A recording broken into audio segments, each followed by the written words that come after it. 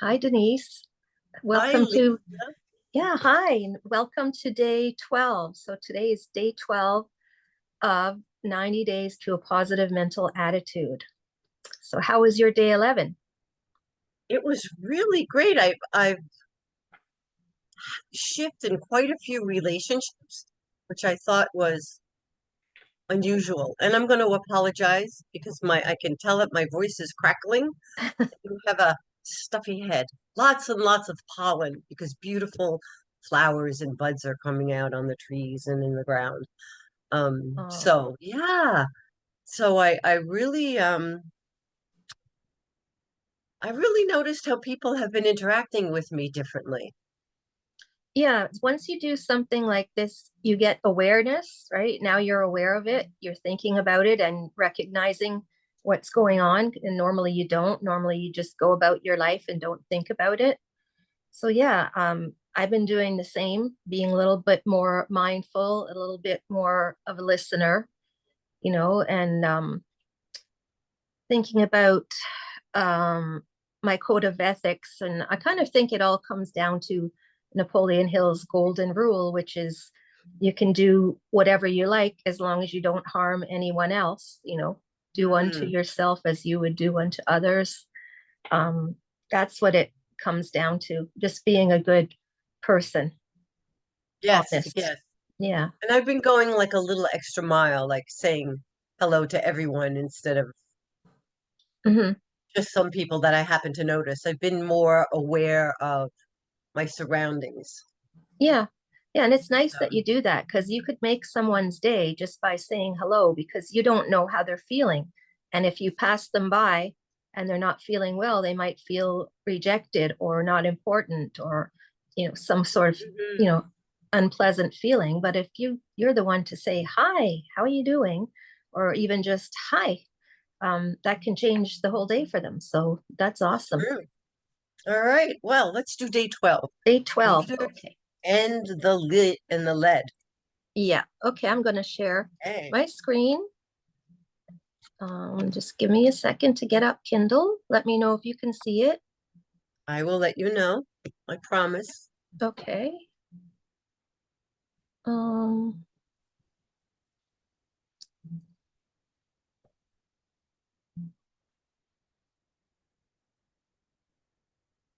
It's thinking. I see the little thing going around and thinking. around. Okay. All right. Okay, here we go. Day Okay. 12. Day 12. Would you like to begin? Sure. Okay. Day 12, leaders and the lead. Men and women can be divided into two classes, the leaders and the led. Unfortunately, most of us fall in the category of the led. Leadership is far more than the ability to boss people around.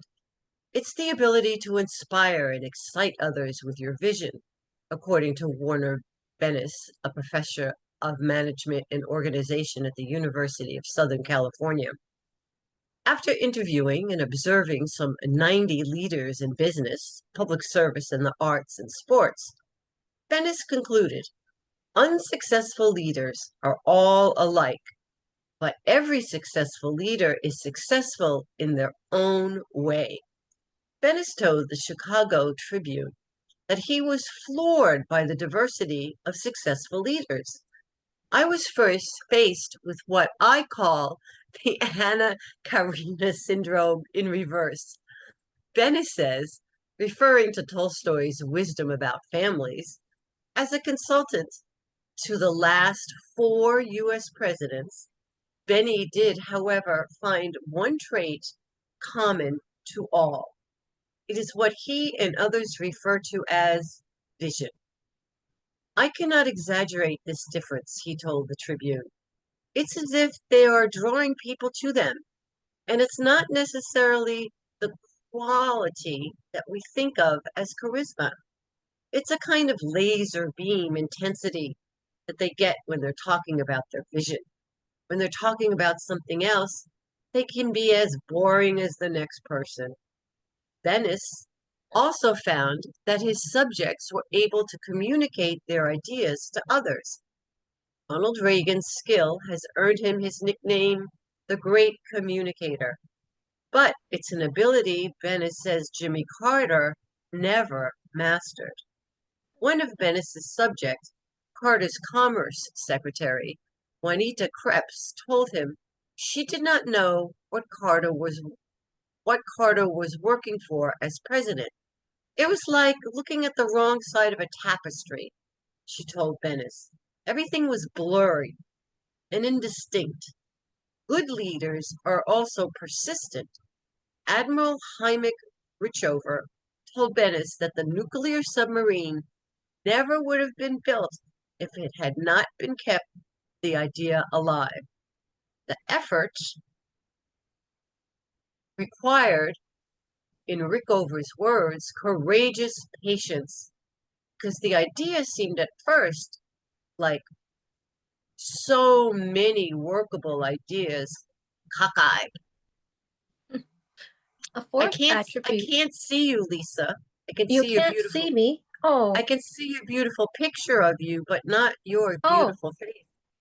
oh, Somehow. somehow it's gone. Well, I Okay. don't, yeah, we'll just figure it out later.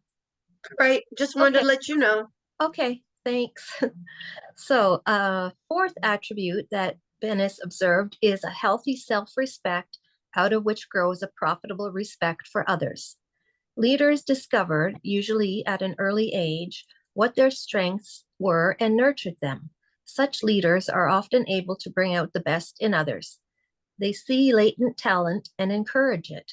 They listen to their subordinates and they realize that a person's inability to do one job does not mean he is incompetent at all jobs, Bennis said.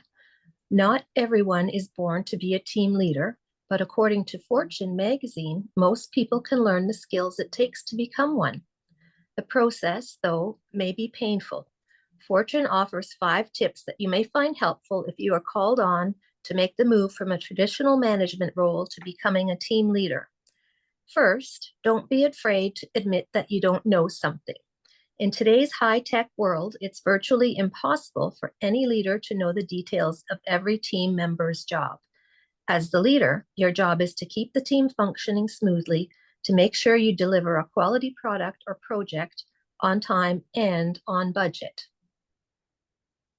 You want to take over? Sure. Second, Fortune says, know when to intervene. When you are the team leader, it's your job to lead. Sure, everyone on the team values his or her independence, but when some of the members are stalled or personality conflicts arise, if you don't step in and resolve them, the project may fail. Too little direction can be as fatal as too much.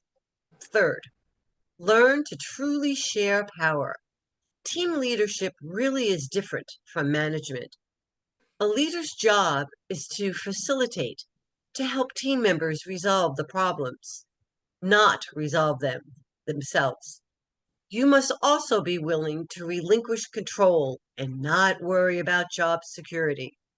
Trusting others and allowing them to be their best can free you up for more interesting and challenging tasks. Fourth, worry about what you take on, not what you give up.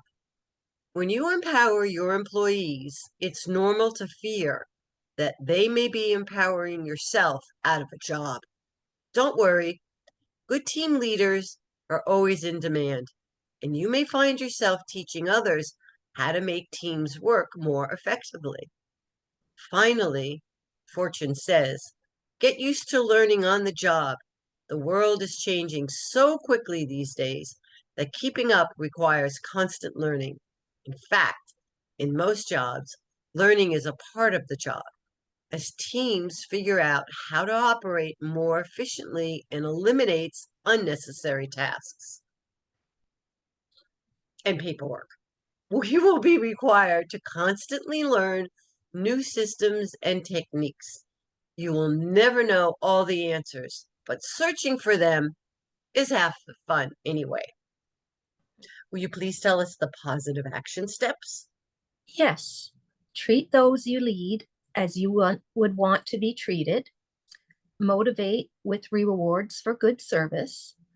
Listen to your subordinates. Good ideas can come from anywhere, and others will respect you for hearing them out. Yeah, that's great. So true. Yes, I like number three the best, I think. Hmm. Yeah, that's a good one because a lot of times the leaders don't do that, right? They don't want to listen to Yes, anyone. So I think that's really the best. absolutely. Well, have a wonderful day being a leader today. I will, and you as well. I'm going to See you tomorrow. see you tomorrow and get stopping my share. All right. So have a good evening, and we'll see you. Okay, great. All right. Bye. Bye.